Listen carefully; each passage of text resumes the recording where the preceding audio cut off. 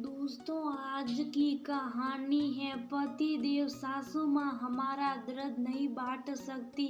दोस्तों, कहानी शुरू करने से पहले अगर हमारे चैनल को सब्सक्राइब नहीं किया हो तो कर लीजिए ताकि आपके पास पहुँचे हर नया वीडियो।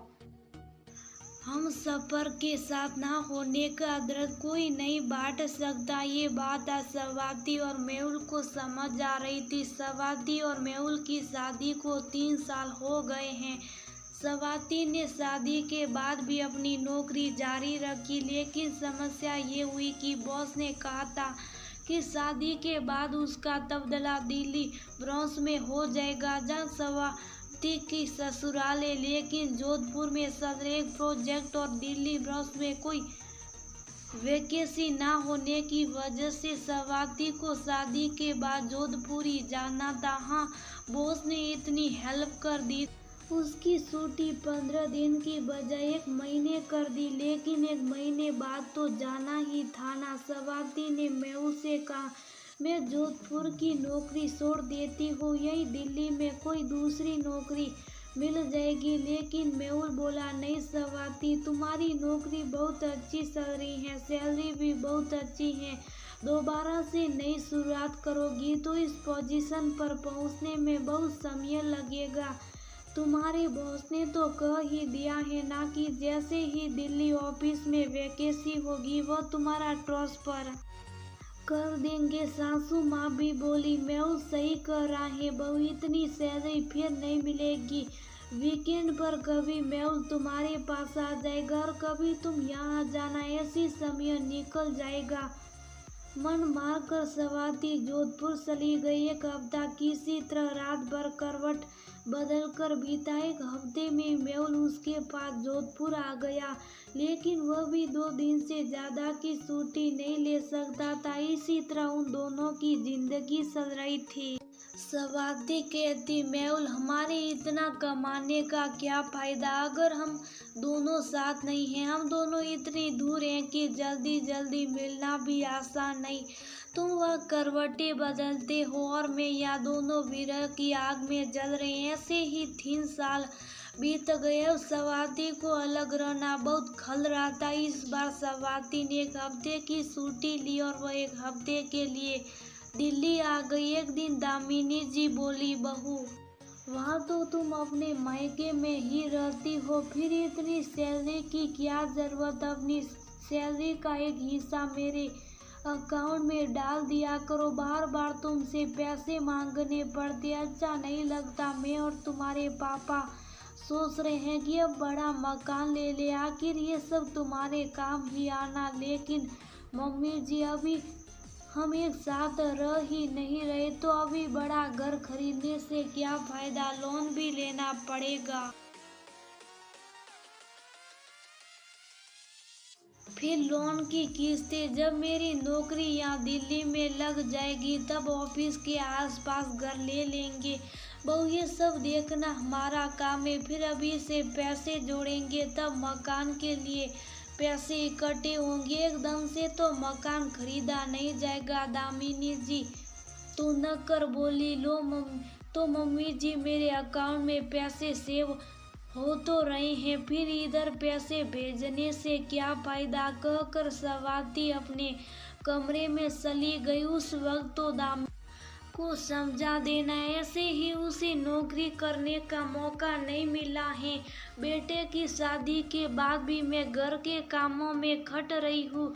उससे कह देना, उसे मायके में रहते हुए भी उसके खर्चों के पैसे रख कर बाकी पैसे देने को कह रही हूँ। खर्चा ही क्या होता उसका, मेहुल अपनी माँ से ज्यादा बेस नहीं कर सकता था, इसलिए उसने स्वाति से कहा, तुम अपनी सैलरी माँ के अकाउंट में डाल दिया करो, वह भी तो कितना सहन कर रही है इस उम्र में।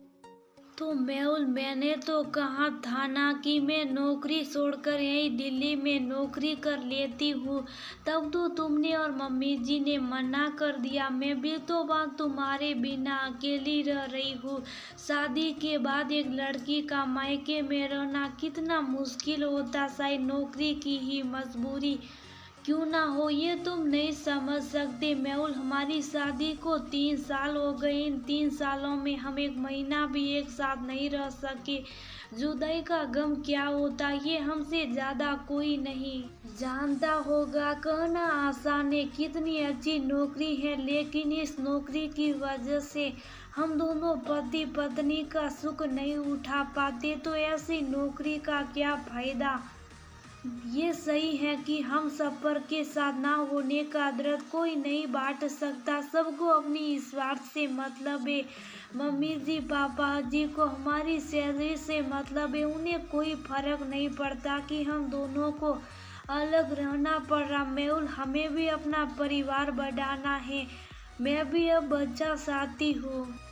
अगर उम्र निकल गई तो सब मुझे बच्चा ना होने का ताना देंगे। मुझे तुम्हारा साथ चाहिए, तुम्हारे साथ अपनी जिंदगी बिताना चाहती हूँ। हम थोड़े में गुजारा कर लेंगे, लेकिन वह खुशी इस गम से ज्यादा होगी। मैं इस बार यही बात करने आई थी। अच्छा हुआ तुमने खुद ही बात शुरू कर दी। अगले महीने में नौकरी से इस्तीफा दे रही हूँ, फिर हम यहीं पर मेरे लिए नौकरी ढूंढ लेंगे। मैंने कुछ जगह अपना बायोडाटा भेजा है। हम दोनों ही एक दूसरे का दर्द है और दवा भी। स्वाति की बात सुनकर मेहुल बोला, तुम सही कह रही हो स्वाति, हम सफर के साथ ना होने का दर्द कोई नहीं बांट सकता। सब यहाँ तो मजाक बनाएंगे या फिर हमें ही उल्टा सीधा कहेंगे। दिन तो ऑफिस में कट जाता है, लेकिन हम सफर के बिना रात नहीं करती। कमरे में आती तुम्हारी याद आती है, लेकिन मन महसूस कर रह जाता हूँ। सही में इन 3 सालों में हमारी सेविंग्स तो बहुत ही पति पत्नी का सुख नहीं उठा पाए। ठीक है, तुम इस्तीफा दे दो, हम तुम्हारी नौकरी दिल्ली में ही ट्राई करेंगे। हम दोनों की शादी हुई है, एक दूसरे को हम सफर बनाया है, जिसका मतलब एक दूसरे के सुख दुख का साथी बनना होता, ना केवल शारीरिक सुख का लिए मिलना। तुम कल ही इस्तीफे के लिए अप्लाई कर दो। मुझे भी अब अपने हम सफर के साथ समय बिताना है। दामिनी जी कमरे के बाहर खड़ी सारी बात उनके सारे मंसूबों पर पानी फिर गया था। बेटा बहू को अलग रखकर उन पर अपनी मजबूरी का नाजायज दबाव बना रखा था, लेकिन अब तो मौका हाथ से निकल ही गया था।